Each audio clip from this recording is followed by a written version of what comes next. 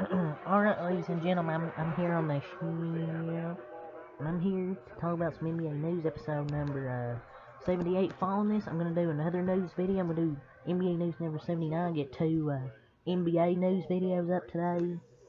It was yesterday. I don't think I uploaded yesterday, I believe. I didn't upload yesterday, so I wanted to get two NBA news videos out. I was just a little burnt out, just a little bit. I wanted to take a day off, get some rest, because I've been uploading so many videos, like each day, probably 4 or 5 videos a day. So, and I upload like probably 4 or 5 videos the day of Christmas. So, just want to get a little break, but I want to talk about some NBA. I want to upload 2 NBA news videos, probably probably one NFL. And then probably some wrestling, other stuff, because there's not really any college or NBA. Well, I'll recap the Warriors game tonight, obviously. I've got to recap my Golden State Warriors. Yeah, let's get to the news. First thing I want to talk about is there's a rising belief league-wide that Kyle Kuzma is gettable between now and the trade deadline, per Mark Stein at the Steinline on Twitter. Based on the rumors, based on the rumbles I've heard, I struggle to envision Kuzma wanting to stay in the nation's capital beyond this season. End quote.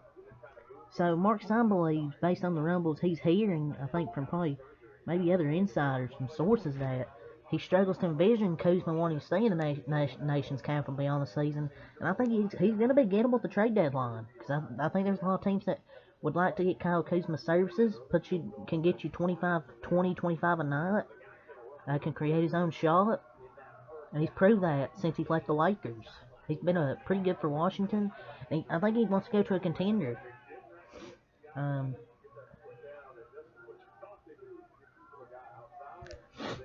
think somebody will give up a first-round pick for him.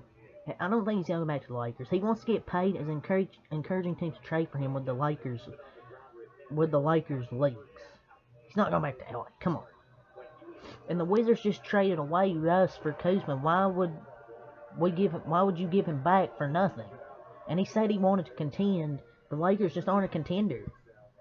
He wants to go to a contending team like Phoenix. Possibly Atlanta could use him. The Lakers possibly could go, but I don't think it's gonna happen. Maybe the Clippers. And Lakers fans bashed Kuzma for 3 years, and now that he's hooping, they want him back. I think he's gonna go to Phoenix. I really do, or the Clippers, either Phoenix or the Clippers. It's almost like the Lakers should have kept their young core, but they didn't. They traded him. I feel like he's gonna go to the Clippers or the Phoenix Suns. But now it's weird. Lakers fans are seeing Kuzma's ball, and now they want him back. But yeah, he's not staying in Washington this whole season. Bleacher Report's East All-Star team predictions as the stars they have Donovan Mitchell, Tyrese Halliburton, Giannis Antetokounmpo, Jason Tatum, and Kevin Durant. So that's who they have as the starters. On the bench they have Jaylen Brown, Drew Holiday, Joel Embiid, Jimmy Butler, Pascal Siakam, Jalen Brunson, and Bam Adebayo.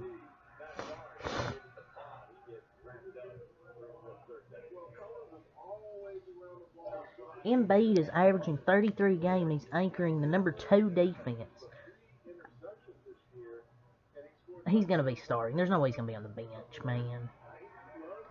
In my opinion, the starter should be probably like Donovan Mitchell, obviously Tyrese Halliburton. Tyrese Halliburton's been underrated this year. Kevin Durant, I put Giannis and Joel Embiid. I'd have Jason Tatum on the bench. I think Paulo should be an all-star. He's been balling this year. I mean, it sucks that Embiid isn't start, but there's no way you put him in over Tatum, KD, or Giannis. Would I put him over Tatum? Probably. There's no way that's going to happen. You could have made an argument for James Harden to be an all-star, or to be a starter as well. You could have made that argument. A name I don't see on here is Trae Young.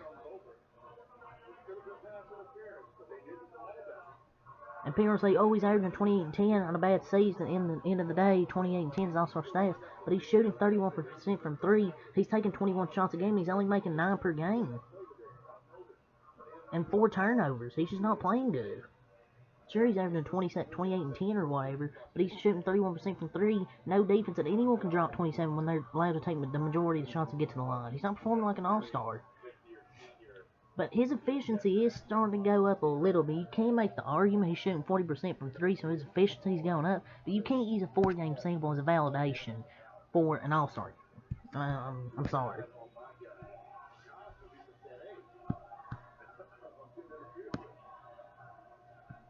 But you could put Jaylen Brown in the starting lineup as well over Haliburton. Haliburton's be on the bench. James Harden has been using Dwayne Wade's 3 titles as a benchmark for great guard rankings in NBA history.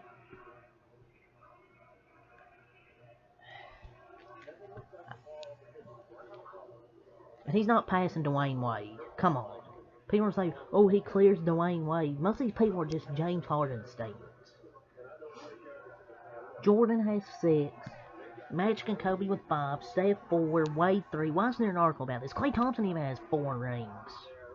He hasn't been playing his best, but I mean, he's coming off 2 injuries, and he's a streaky shooter. When he's not taking those stupid contested shots, he's actually making them. He's better when he's not rushing things. Klay 4. You got Curry 4. Wade 3. Magic and Kobe 5. Jordan 6. Harden has 0 championships. And why is there an article like this about this? Harden ain't sniffing this list. Anybody with sense wouldn't choose Harden over Dwayne Wade. You could make the argument for Klay Thompson, at least probably this year. Magic and Kobe with 5. Jordan 6. You can't put Harden over those players. Like, I'm not just saying as shooting guards, like guard rankings. Come on.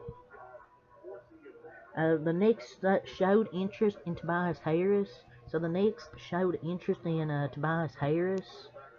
They discussed like the idea of a trade for him before New York went on its 8-game winning streak. They were struggling. They discussed an idea of trading for him, but the Knicks are always putting their radar on mid players, and it's not Julius Randle, Brunson, or Barrett. They're actually playing good as a big 3. Tobias Harris, in my opinion, should be coming off the bench for a championship contender at this point. I mean, he's not a max player, but I wouldn't turn down that contract either. It's Elton Brand's fault. He could be a good bench piece for a championship contender. And they can get him next season and bring him off the bench, because, I mean, I'm pretty sure he's a free agent after this year. An NBA agent on Victor Wembanyama, if he's not hurt, he'll be the greatest player ever. I mean, expectations are extremely high for Victor Wembanyama, the 18-year-old. He's expected to be the number 1 pick in the next upcoming NBA draft. But that's a lot of pressure to put on an 18-year-old player. He hasn't played one NBA game yet. I don't think he's going to be a bust. People want to read this and say, oh, he's going to be a bust.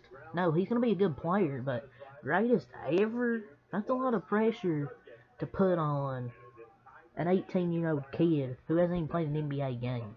People don't want to admit the possibility, but it can be true, considering his frame. And if he doesn't get injured, it could be true. I mean,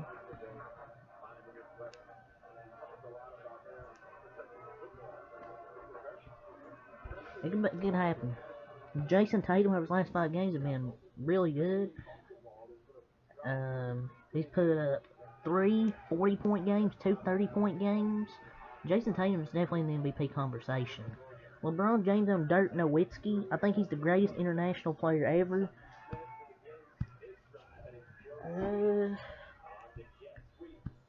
I could agree with this. You can make an argument that Dirk Nowitzki is the greatest international player ever. But Tim Duncan's up there as well. Y'all have Tim Duncan. Y'all have Hakeem.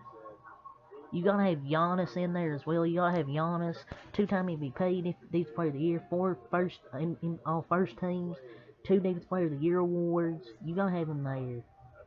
You gotta have Giannis up there. Dirk Nowitzki, Hakeem Olajuwon.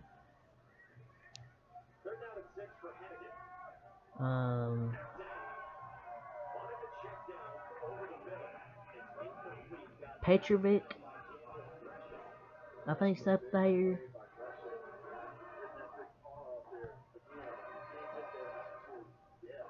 Luka will definitely make an argument for the greatest international player ever as well.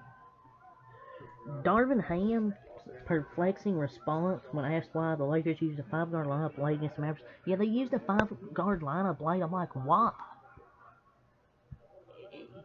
This response. Just trying to get more possessions in the game. Any of those guys get the defensive rebound and push it. It's just trying to play faster at the end of the day.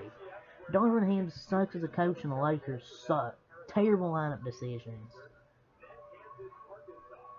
I don't know why he's experimenting on the job in almost every game. These rookie head coach mistakes are becoming unforgivable. You saw all those small players blow a crucial fast break, because that's not what they do. Bron, Lonnie. You use Bron, Lonnie, Troy, Winion, Thomas. It's not that hard. He's such a bad coach. Bogle was so much better than him. I feel he just needs a healthy team. J.R. Smith says Andre Iguodala had better offense than Stephen Curry in the 2015 finals, and Andrew Wiggins deserved MVP in the 2022 finals. Sounds like somebody is ass hurt. Sounds like J.R. Smith's ass hurt, and J.R. Smith's one to talk that when he blew that 2018 finals, where he got that rebound, ran it out, ran the timeout. But come on. Was Andrew Wiggins great in the finals? Yes, he was great in the finals. He had monster finals. But Curry was the reason they won. Curry's the reason they won offensively. And Andrew Wiggins is the reason they won defensively. He shut down. His defense was incredible. And he shot the ball extremely well. But Steph Curry was the finals MVP for a good reason. Wiggins' defense was incredible, and he shot the ball extremely well as the second best player behind Steph Curry. And Steph Curry was the finals MVP for a good reason. He averaged 31, 6, and 5 on good efficiency. Wiggins had good efficiency as well, especially in the final 2 games. Would Wiggins have deserved it? Yes, but when Steph Curry's averaging 31, 6, and 5, come on, 63% true shooting, you can't rob Steph Curry of 2 finals MVPs. Like you did in 2015. And I disagree with both of these. I think Steph Curry should have won both games. Or Curry should have won both finals MVPs.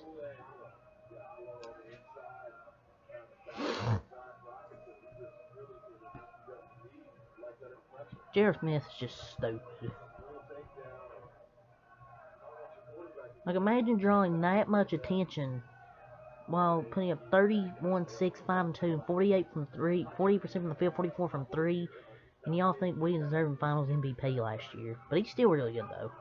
And Wiggins is even having a better year this year than last year. He's shooting better from 3. His defense is still really well. Be glad when he gets back from injury. But he says better offense, but yet Steph Curry put up 26 points in the 2015 finals while Iguodala put up 16. Everybody hates Curry for some reason, man.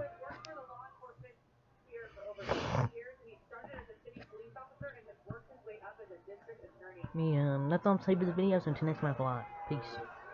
I'll upload another NBA video today.